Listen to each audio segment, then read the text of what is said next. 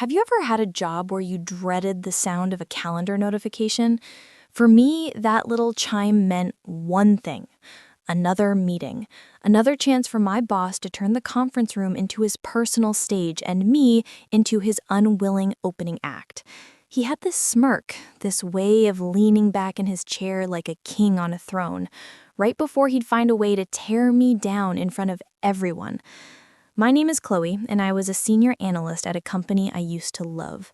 My boss, Mark, made it his personal mission to humiliate me. But he made a critical mistake. He assumed that because I was quiet, I was weak.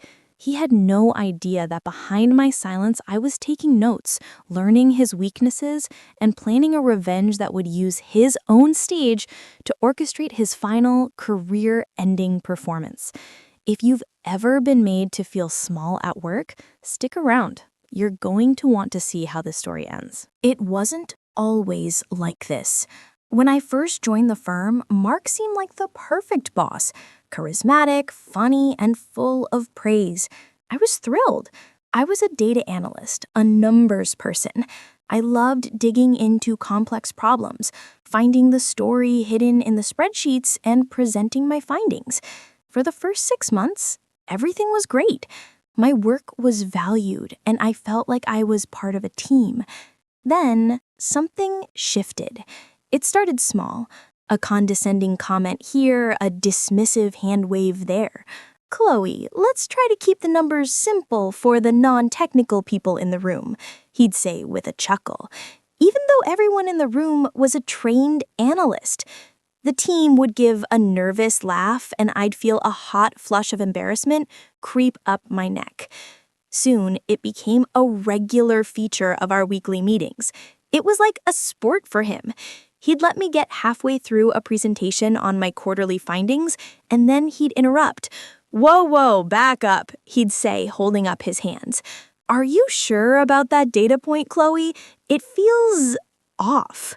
He'd question my methodology, a methodology he had personally signed off on the week before. He'd pick apart a single chart until my entire presentation was derailed, leaving me flustered and stammering in front of my peers. The worst part was the way he'd look at me, with a kind of predatory glee in his eyes. He enjoyed it. He thrived on making me feel incompetent. My teammates would stare at their laptops, refusing to make eye contact. Their silence was almost as painful as his attacks. They were too scared to speak up, and I couldn't blame them. Mark's charm could turn to ice in a second if you crossed him. The breaking point came during a presentation to the entire department, including the vice president. It was a major project I had led, analyzing market trends to predict our next big product launch. I'd worked on it for 3 months, pulling all-nighters, triple-checking every single number. I was proud of it. I was nervous, but I was ready. I got to my final slide, the one with the core recommendation. And that's when he struck. "That's a very interesting conclusion, Chloe. But did you account for the latest report from the Sterling Group?" My blood ran cold. The Sterling report had only been released that morning. There was no way I could have included it. "No, Mark," I said, my voice barely a whisper. "It came out this morning." He sighed dramatically, a look of deep disappointment on his face. He turned to the VP. "I apologize, sir. It seems my analyst may have been a bit hasty. I'll personally take over and integrate the new data to get you a real forecast." He didn't just undermine me, he threw me under the bus and then hijacked the driver's seat. I stood there, humiliated, as he took credit from my 3 months of work and promised to fix my supposed mistake. I felt 100 pairs of eyes on me, a mix of pity and judgment. I wanted the floor to swallow me whole. I packed up my laptop in a daze, my hands shaking. As I walked back to my desk, I decided something. I was done being his punching bag. I was done being humiliated.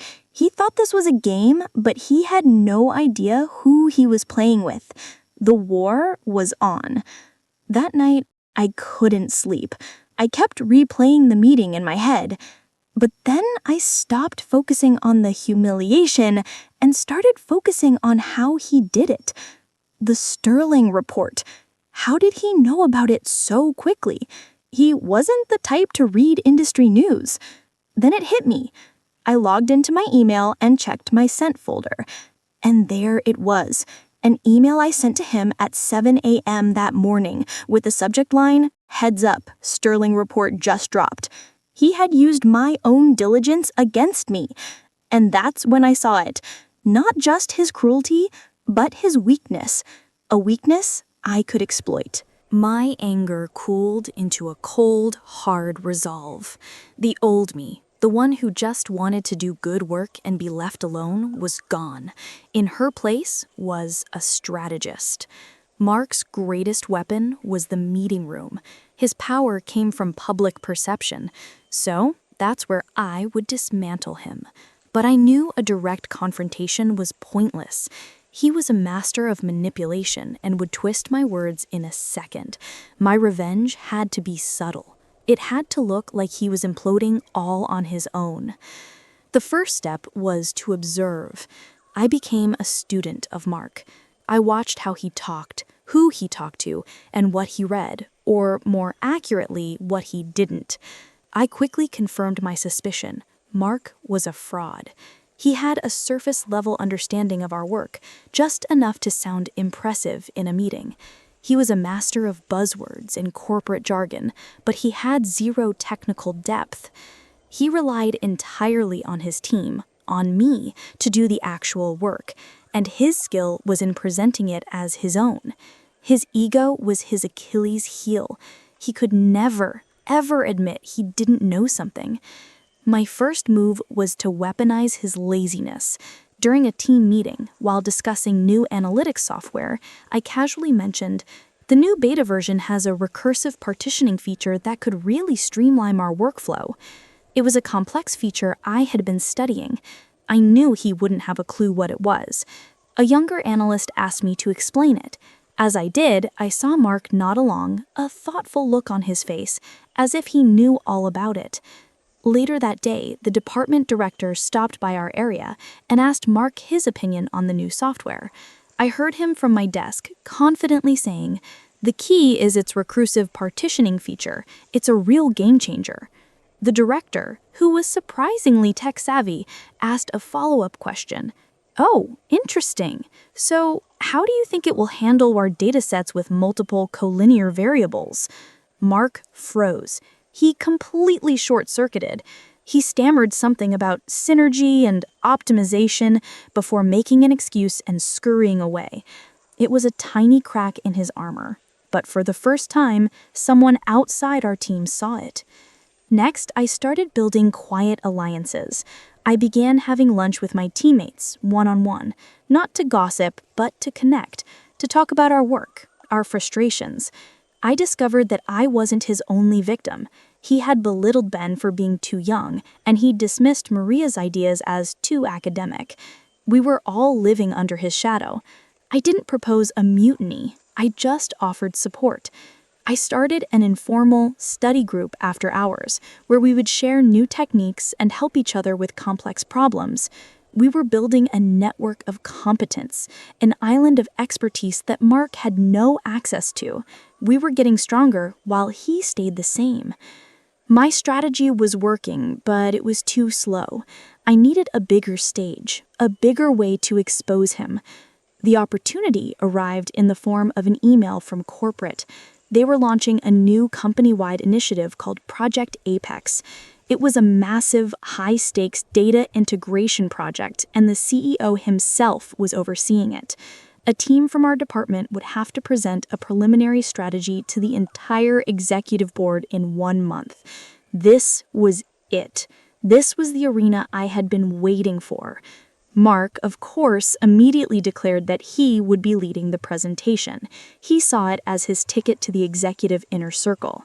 He tasked me with pulling together the initial research. But as I read the project brief, I found something buried in the technical specifications. It was an obscure data compliance protocol, a detail so small and boring that I knew Mark would never read it. But I also knew that if you ignored it, the entire project would be dead on arrival. A slow smile spread across my face. I wasn't just going to give him the research he asked for. I was going to build him the most beautiful, impressive, and utterly flawed Trojan horse he had ever seen. The next 4 weeks were a masterclass in deception. On the surface, I was the perfect, diligent subordinate. I worked late, I delivered every piece of research Mark asked for, and I built a presentation deck that was, frankly, a work of art. The strategy I outlined was brilliant. It was ambitious, innovative, and promised incredible results. It was designed to appeal directly to Mark's ego and the executive's love for big, flashy ideas. It had everything: sleek graphics, impressive-sounding metrics, and a confident, aggressive timeline. Mark was ecstatic. He barely even read the fine print. He was so in love with the big picture. He presented my slides to our team as his own, taking credit for every idea. "As you can see from the strategy I've developed," he would say, puffing out his chest. My teammates and I would exchange subtle glances. They didn't know the details of my plan, but they knew something was happening. The fatal flaw was buried deep within the project's architecture. The entire plan hinged on merging 2 major customer databases. But the obscure compliance protocol I had found expressly forbade the sharing of that specific data without a lengthy and expensive anonymization process. A process that I had conveniently left out of the budget and the timeline. To a casual observer or a lazy boss, everything looked perfect. But to an expert or a detail-oriented executive, it was a ticking bomb. The entire multi-million-dollar project would be impossible to execute as planned. 2 days before the big presentation, I made my move. I sent Mark an email with the subject, "Final Thoughts for Project Apex." In it, I wrote, "Mark, the presentation looks great. I just have one small nagging thought about the data compliance section. It's probably nothing, but maybe we should double-check the protocol for merging the databases? Let me know if you want me to look into it." I was giving him a lifeline. I was giving him one last chance to do his job, to be a real leader and check the details. It was a calculated risk. If he asked me to check, my plan would be foiled, but I was betting on his arrogance. I knew he would see my email not as a helpful warning, but as a challenge to his authority, an attempt by his lowly subordinate to poke holes in his brilliant strategy. An hour later, his reply came. It was one sentence. "Chloe, I have it handled. Please stop second-guessing the strategy and focus on your own work." He had taken the bait. He had put his arrogance in writing. I saved the email to a secure folder, printed a copy, and put it in my bag. This was my insurance policy. He was now walking into that executive meeting completely blind, holding a bomb of my creation, and I had a time-stamped record showing I had tried to warn him. My part was done. All I had to do now was wait for the explosion. The day of the presentation, the air in the main boardroom was electric. The entire C-suite was there, including the CEO. Mark was in his element, working the room, shaking hands, and exuding a confidence he hadn't earned. The presentation began. He was flawless, a true showman. He clicked through my beautiful, poison slides, and the executives were captivated. He reached the grand finale, the slide showing the incredible ROI. The CEO was smiling. Mark paused for dramatic effect and gave me a smug, triumphant look across the table. A look that said, "This is how it's done." The CEO leaned into his microphone. "Impressive, Mark, very impressive. I have just one question for you." As I walked to the front of the room, I felt a strange sense of calm. The fear and anxiety that had been my constant companions in every meeting with Mark were gone. I was in my element now, This wasn't about personality or politics. It was about the data. And the data was my turf. I didn't even look at Mark as I took the remote from his trembling hand.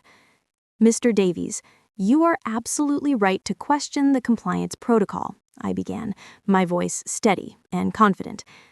"As presented, this plan would put us in direct violation of international data privacy laws, incurring fines that would likely exceed the project's entire budget." A ripple of shock went through the room. I clicked back a few slides to the project architecture diagram. The flaw is here. However, it can be fixed.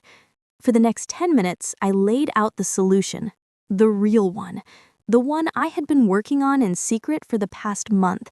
I explained the anonymization process required, I presented a detailed revised budget that accounted for it, and I laid out a realistic timeline.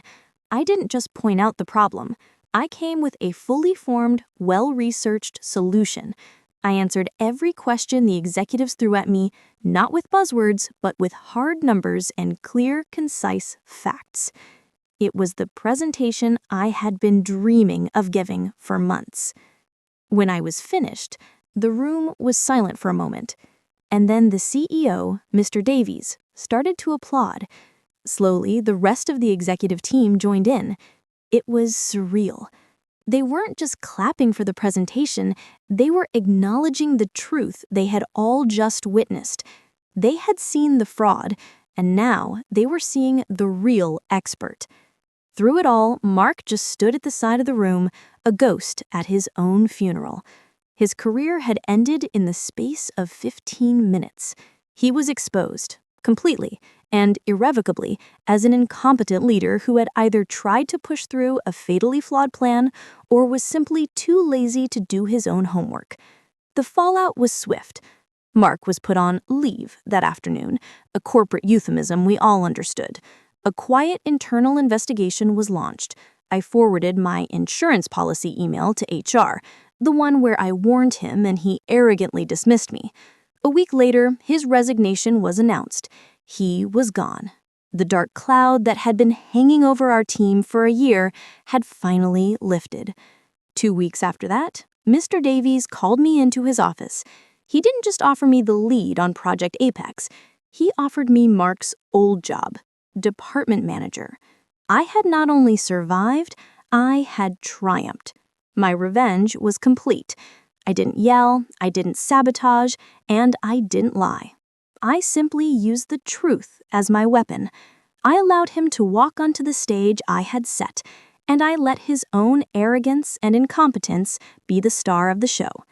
He had tried to humiliate me in every meeting, so I chose the biggest meeting of all to give him the public downfall he so richly deserved. The best part? Our team meetings are actually productive now. No one is afraid to speak up, to share ideas, or to question things. That's what a real leader does. They build their team up. They don't tear them down for sport.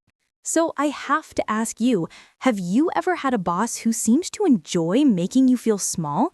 What's the most outrageous thing a toxic boss has ever done to you in a meeting?